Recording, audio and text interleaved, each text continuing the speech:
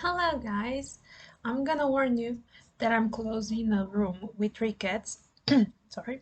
And I will surely have to pause the video. I have already a cat on my lap. So, do you want to say goodbye to the goodbye? Do you want to say hello to the people? No? There, look there. Okay, this one is Sakura. The other two are sleeping. Let's just hope that they keep sleeping and that this one behaves. Okay? Can you behave? Can you be a good girl? Um, well, okay, what we are here for, the readathon, Merlin Readathon. Okay, you have to get out of my, I cannot do this with you here. Go, be free. Be free, my children, my child. Merlin Readathon, did it, done it, and the cat is on my lap again. This is gonna be one of those videos.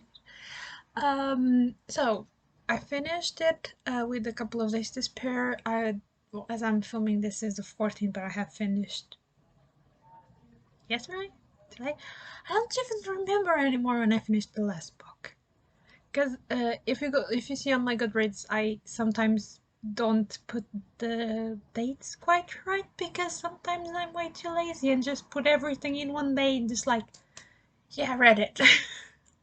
I'm one of those people, okay?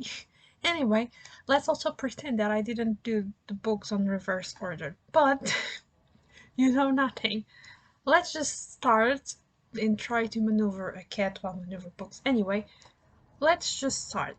I think I forgot to say on the TBR video that you start as an apprentice and each time you complete prompt you get up one level. So we started as apprentice and the prompt that I had to read to become a magician was: there's a goblin in the castle. Protect yourself against the false stench. Read a book with green on the cover. And the book I chose was The Lies of Loch Lamora by Scott Lynch. And this book, oh my god, I love this book to pieces. I didn't make justice on the description. This book is basically about a city. It's about Loch Lamora, but he lives on the city that is basically has all types of thieves and rogues that you can imagine, and something. Well, that city with all of those thieves and all of those rogues living together, you can imagine that there's like this balance, this equilibrium that it's very fragile, and something is going to threaten that balance and threaten more than the balance, but it starts with that. And Loch Lamora, also known as the Thorn of Camor, is the one that has to fix it. Now, this book, it comes to like a certain point, more or less in the middle, that you are doing your thing, you are enjoying yourself, and then it feels like you enter into a dark room. You roll very poorly on perception, and an enemy comes from the shadows with two daggers and pierces your heart and your lungs. And then, 2 pages later, you fail the perception once again, and because you weren't dead enough already, a second enemy comes from the other side with a hatchet and buries it on your knee. On your knees. Knees? Kidneys. What the hell, me? Anyway, so yeah, it hit the feels in a way that I was just like, why did you do this to me? I mean, I can understand why. It has it's it is a thing that was needed for the plot, but it hurt. Now, for what I see, people either really love it or are kind of meh about this book, or sometimes even like not outright hate it, but it goes from um 5 stars to being like a 2.5, 3, and it's just like being generous for some people. And I have two reasons for that, and I think that if you go by those reasons, you may or may not like it. So if you haven't read it and are thinking about it, have these things in consideration. First is you have to really like rogues. By rogues, I mean you can think of it like literally all the roguish and assassins and mage rogues, combat rogues that you find on tabletop games like Dungeons and Dragons and Pathfinder, and you know the archetype. You have to like it, and you probably have to enjoy the subtleties of them. It also has a brawler. It's not rogue, but usually it's a plus for people that likes rogues because I have yet to find out a person that likes a rogue that doesn't like a brawler or a bard. It's like the holy trinity. Um, but yeah, you have to really enjoy that. I know that's like 1%, like 5% of the population that is lawful good don't like rogues that much. But yeah, that's the first one. The second thing you have to have in consideration is that this city is like Venice, but in like very fantasy, very different Venice. And this is a really good fantasy book. It's not one of those books that just throws you into a place and uses every cliche when it comes to like world building, so it doesn't have to describe anything.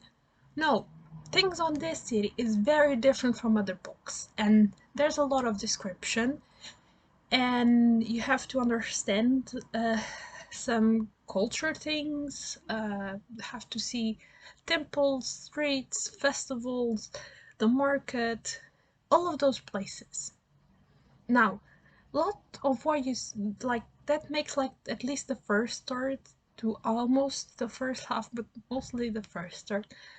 It has lots of descriptions, and it feels like it's just something that it's thrown at you, but come on, let's be real, it's not. It's world building plus lots of things that we see on the beginning pay off in the end because it's the author can go pick on those things that he introduces to explain things later on and uses those elements later on. It's really well done, okay? You have to go through that. For me, it's not a problem. I like descriptions and I like being transported to a completely different world. And to be honest, I am also a little bit done with very typical fantasy worlds where it's all the same to the point that it's very lazy. It has like nothing different, and they just I think you got my meaning already. Not gonna go ranting about that too. So yeah, this. If again, if you're okay with the descriptions because this is a completely different world, and if you love rogues, pick up this book. You will love it. I cannot say that there's two other books and there's another one coming. I cannot say that you will love everything, but you will love this one so much. Also the banter, the things they say. It's just amazing, okay? I really, really love this book. Also, this made me aware of a thing that there is lots of books about rogues, but there aren't lots of series or books that have good rogues and good roguish stories. I'm thinking that a list should be done, and I probably am gonna start working on that. Let's see if I can put the book here. Yay! Don't fall, don't scare me. So that's the thing I'm thinking about. Now, second one. Oh my god, I just rumbled a lot. Let's make this one really quick. The second prompt, so to pass from magician to conjurer, is Merlin has been poisoned.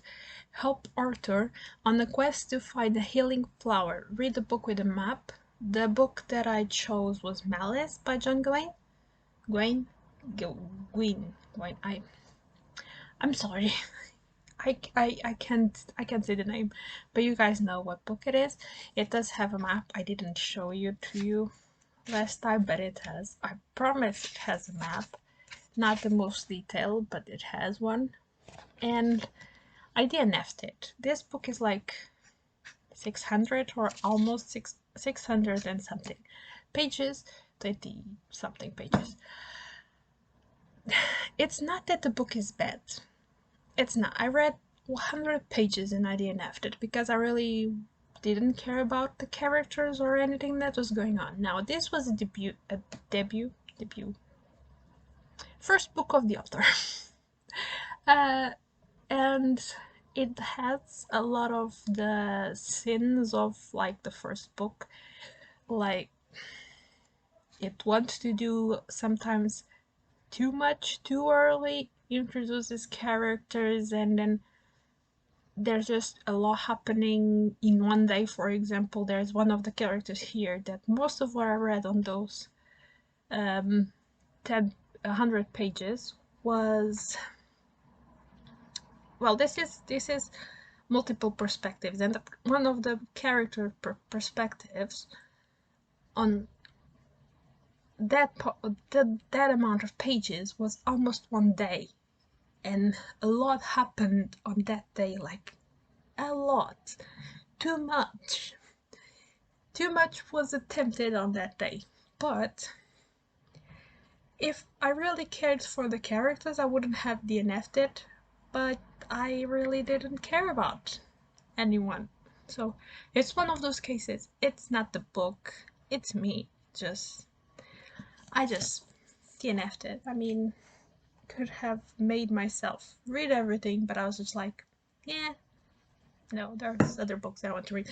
I keep hitting the desk. If you guys hear strange noises, it's me pounding my fists on the desk for some reason. The next one, I'm gonna try to be as quick as possible because this book already made me run. Oh, this was also 5-star. I'm not sure if I said, but of course it is. The next one is the book I had read, To Pass from Conjurer to Sorcerer, and the prompt is: Gawain is in trouble at the local tavern. Be a good friend and help him out. Read a book featuring friendship. And I had chosen The Royal Assassin by Robin Hobb, the second book on the Farsi trilogy. This book, first half of this book, it's awful. It's just bad, just terrible. Second half of the book, it gets better. For me, this was a 3-star read, but I only finished this because I was reading it in audiobook. If I was going through this book by just reading normal like a peasant, I would have DNF'd it. This is more than 600 pages. It's almost 700, and it's way too big. The first half of this book could have been 50, 100 pages in the most, and it would have been okay with me. Really, it didn't need to be as big as it was. It literally, nothing really happened. I mean, there's things that happen, but it was like some small things that could have been it. You didn't need 320 pages for all that happened. Plus, this book was the first time that Fitz actually went on a boat and fought the raiders, let's call it that. And you don't see that. I mean, I'm sorry, I don't think that's a big spoil. It's just something that happens. I'm very afraid to say anything about this book because it's the second one. You just still be following Fate's chivalry from the first book. He's still a royal assassin, as the name implies, but he is the stupidest, most dense, the most. He's awful. As an assassin, he's awful. his brain is mostly dirt, okay? And you notice that on the first half, and there's the cat doing cat things because it's a good time to do noise. But anyway, I kept going at it because the things on this book are happening that concern the Fool, and the Fool is my favorite character, and he was the one that made me read this. Most of the characters I really fits with just a disappointment. The Queen in Waiting, I'm not gonna say that I don't like her again because I don't like her. She doesn't make anything, almost anything. The little things that she does right, it's little things. She's doing the paces of it right. And yeah, most of the characters, I was just at a certain point wanting for the bad guys to win and the Fool to just go away and survive, but the bad guys could win. You not falling? You good? Okay, so yeah. 5 stars, DNF 3 stars, and this last one was also a 5-star, and I was so happy with this one. Different happy than this one because this one was many emotions. The other one, the emotions were just at the end of the book, but still loved it.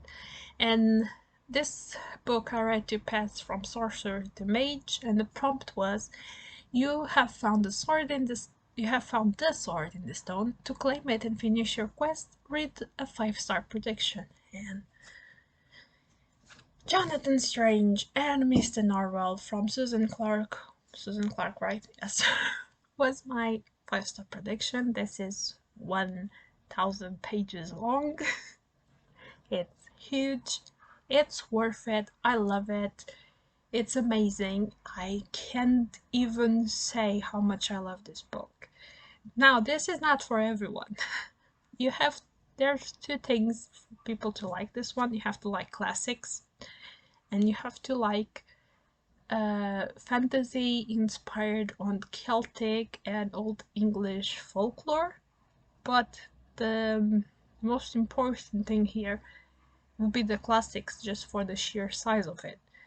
But also, you will appreciate this lots more if you have the knowledge of Celtic and English folklore, more than if you just like fantasy in general.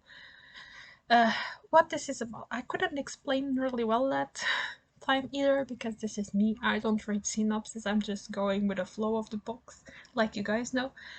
This book is about Jonathan Strange and Mr. Norrell that are bringing magic back to England, and all the things that they do right and wrong and very wrong, and what the hell did you just make there, dude? While they go about bringing magic back to England. Now, it's the story. It does involve Napoleonic Wars for a big part of it. It has combats and all of that. Just, it's not an action book though. Even though it has the wars, combats, it's not an action book, but it have some gruesome parts. You are reading this, like, okay, this is chill. It has war, but still chill as reading, and you're very happy, like going through your life. Turn the page, and gruesome gruesome things are just spat at your face, and you was like, okay, that's the source of nightmares right there. So yeah, some strange things happen. And like I said, it's a very chill read. You It doesn't like give you too much of the big emotions until the very end, where everything ties up so neatly. All of the things that the various threads that were like hanging all come together, and lots of things happen, and there's lots of emotions there for real. But one thing that I I will always love this book for. It's the portrait of Fae people and the Fae world, because this book has one of the best portraits of fairies that I've read for a long time, at least on like modern fantasy books. It's just perfect. The mysterious gentleman, I'm not gonna try to say the name that they give them because I always stumble upon those words, but the mysterious gentleman, or the gentleman that appears here, the main antagonist and the fairy that we are most acquainted with during the read of this book, is the best portrait of a fairy person that I have ever seen. And what we see from the fairy world is just perfection. That's why I was saying that you really need to like